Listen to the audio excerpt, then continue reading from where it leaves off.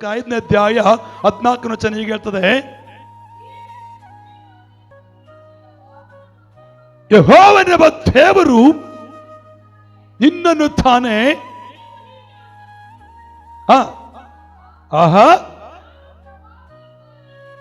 ಪ್ರವಾದಿ ಬಾಯಲ್ಲಿ ನನ್ನ ಮಾತುಗಳನ್ನ ಬೆಂಕಿಯನ್ನಾಗಿಯೂ ಈ ಜನರನ್ನ ಸೌದೆಯನ್ನಾಗಿಯೋ. ಹಲ್ಲೇಲೂಯ. ಕೈಗಳ ಮೇಲೆ ಹಲ್ಲೇಲೂಯ. ಆ ಬೆಂಕಿ ಏನ್ ಮಾಡ್ತದೆ ಗೊತ್ತಾ ಪ್ರಿಯರೇ? ನಮ್ಮೊಳಗಿರೋ ಪಾಪವನ್ನು ಸುಟ್ಟು ಹಾಕ್ತದೆ. ನಮ್ಮೊಳಗಿರೋ ಪಾಪವನ್ನ ಸುಟ್ಟು ಹಾಕ್ತದೆ.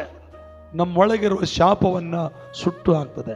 ಯಾರು ವಾಕ್ಯವನ್ನು ನಂಬುತ್ತಾರೋ, ಯಾರು ವಾಕ್ಯವನ್ನು ಬೆಂಕಿ ಅಂತ ನಂಬ್ತಾರೋ, ಅದಕ್ಕೆ ನಾನು ಮೊನ್ನೆ ಒಬ್ಬ ಸಹೋದರಿ ನನ್ನ ಹತ್ರ ಬಂದಿದ್ರು, ಇದ್ ಮುಟ್ಬೇಡಮ್ಮ ಇದು ಬೆಂಕಿ ಅಂತ ಹೇಳ್ದೆ. ನಾನು ಇದೇನು ಗೊತ್ತಾ ಏನಿದು?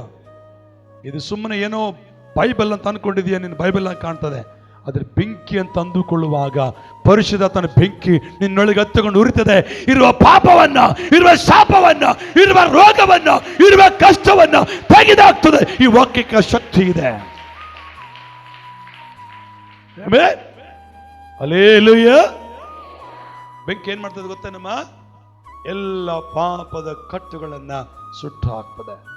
ನಿಮಗೆ ಗೊತ್ತಾ, ಹಳೆ ಒಡಂಬಡಿಕೆ ಅರಸುಗಳ ಬರೆದ ಪುಸ್ತಕದಲ್ಲಿ, ಹಳೆ ಒಡಂಬಡಿಕೆ ಅರಸುಗಳ ಪುಸ್ತಕದಲ್ಲಿ, ಮೊದಲನೇ ಅರಸುಗಳ ಪುಸ್ತಕದಲ್ಲಿ ಮಧ್ಯದಲ್ಲಿ ಒಂದು ವ್ಯಕ್ತಿ ಬರ್ತಾನೆ. ಆತನು ಕೂಡ ಪ್ರವಾದಿಯಾದ ಎಲಿಯನು. ಏನಾತನು? ಏಲಿಯನು. ಆ ಎಲಿಯ ಪ್ರವಾದಿ ಏನ್ ಹೇಳ್ತದನ್ನು ಗೊತ್ತಾ? ಅಲ್ಲಿ 3 ವರ್ಷ 6 ತಿಂಗಳು ಮಳೆ ಇಲ್ಲ ಅಹಾಬನ ಕಾಲದಲ್ಲಿ. ಹಲ್ಲೇಲೂಯ. ಆದರೆ ಅಲ್ಲಿ ಅವರು ಒಂದು ಯಜ್ಞವೇದನೆ ಕಟ್ಟಿ ಹೋಮಗಳನ್ನು ಮಾಡಿ ಅವರ ದೇವರನ್ನು ಬೇಡಿಕೊಳ್ತಾರೆ. ಅಹಾಬನ ಇಜಬೇಲ್ ರಾಣಿಯ ಕಾಲದಲ್ಲಿ, ಅಹಾಬನ ಕಾಲದಲ್ಲಿ ಅಲ್ಲಿ ಒಂದು ಮಾತಾಡ್ತಾನೆ ಎಲಿಯನು, ನೀವು ಯಜ್ಞವನ್ನು ಕಟ್ಟ್ರಿ, ನಿಮ್ ದೇವರು ನಿಜವಾದ ದೇವರಾಗಿದ್ರೆ, ನಿಮ್ ದೇವರು ಸತ್ಯವಾದ ದೇವರಾಗಿದ್ರೆ ಬೆಂಕಿಯೇ ನೀವು ಹಚ್ಚಬಾರ್ದು, ಮೇಲಿಂದಲೇ ಬೆಂಕಿ ಬರಬೇಕು, ಅದು ಸುಟ್ಟಾಕ್ಬೇಕು. ಹಂಗಾದ್ರೆ ನಿಮ್ ದೇವರು ಸತ್ಯ ಅಂತ ಹೇಳ್ತಾನೆ. ಅದು ನಮ್ಮ ದೇವರು ಈಗ ಸತ್ಯ ಅಂತ ಹೇಳ್ತಾನಲ್ಲಿ ಏನ್ ಹೇಳ್ತಾನೆ ಗೊತ್ತಾ? ಆಕಾಶದಿಂದ ಪ್ರಾರ್ಥನೆ ಮಾಡಿ ಬೆಂಕಿಯನ್ನು ಬರಮಾಡ್ತಾನೆ ಅಂತ ಹೇಳಿ ಪ್ರಾರ್ಥನೆ ಮಾಡ್ತಾನೆ. ಏಲಿಯನ ಪ್ರಾರ್ಥನಾ ದೇವರಿಗೆ ಕೇಳಿಸ್ಕೊಂಡು ಆಕಾಶದಿಂದ ಬೆಂಕಿಯನ್ನು ಸುರಿಸಿ ಆ ಯಜ್ಞ ವೇದಿಯನ್ನು ಸುಡುವಂತೆ ಮಾಡ್ತಾನೆ. 19ನೇ ಅಧ್ಯಾಯದಲ್ಲಿ ತೆಗಿತೀರಾ?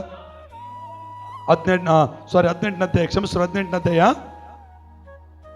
ಅಧ್ಯಾಯ 36ನೇ ವಚನ ಓದ್ಕೊಂತ ಹೋಗೋಣ.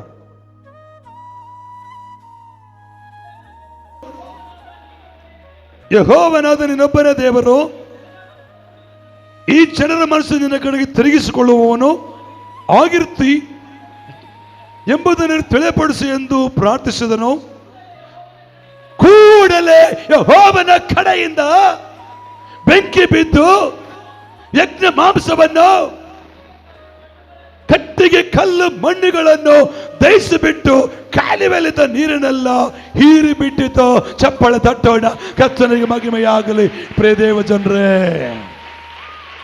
ಹಲೋ, ದೇವ್ರ ವಾಕ್ಯ ಏನಾಗಿದೆ? ಬೆಂಕಿ. ಇದನ್ನ ಹೆಂಗಂದ್ರೆ ನಾನು ಬೋಧಿಸಕ್ಕಾಗಲ್ಲ, ಹೆಂಗಂದ್ರೆ ನೀನು ಅನುಕೂಲವಾಗಿ ತಗೊಳಕ್ ಬರಲ್ಲ. ಇದು ಬೆಂಕಿ, ಪರಿಶುದ್ಧಾತ್ಮ ಬೆಂಕಿ. ಅಲ್ಲಿ ಕಟ್ಟಿಗೆ, ಯಜ್ಞ, ಮಾಂಸ, ಕಲ್ಲು, ಮಣ್ಣು, ನೀರು ಅಲ್ಲೇನಿದಾವೆ? ಯಜ್ಞ ಇದೆ, ಕೈ ತೋರಿಸ್ರಿ. ಯಜ್ಞ ಇದೆ, ಮಾಂಸ ಇದೆ, ಕಟ್ಟಿಗೆ ಇದೆ, ಕಲ್ಲಿದೆ, ಮಣ್ಣಿದೆ, ನೀರು ಕೂಡ ಇದೆ. ಹಲ್ಲೇಲೂಯ. ಆದರೆ ಆ ಪರಲೋಕದಿಂದ ಬಂದ ಬೆಂಕಿ ಆ ಯಜ್ಞ ಸುಟ್ಟಾಕ್ತು, ಆ ಮಾಂಸ ಸುಟ್ಟಾಕ್ತು, ಆ ಕಟ್ಟಿಗೆ ಸುಟ್ಟಾಕ್ತು, ಆ ಕಲ್ಲು ಸುಟ್ಟಾಕ್ತು, ಆಮೇಲೆ ಆ ನೀರನ್ನು ಕೂಡ ಹೀರಿ ಬಿಟ್ಟಿತು.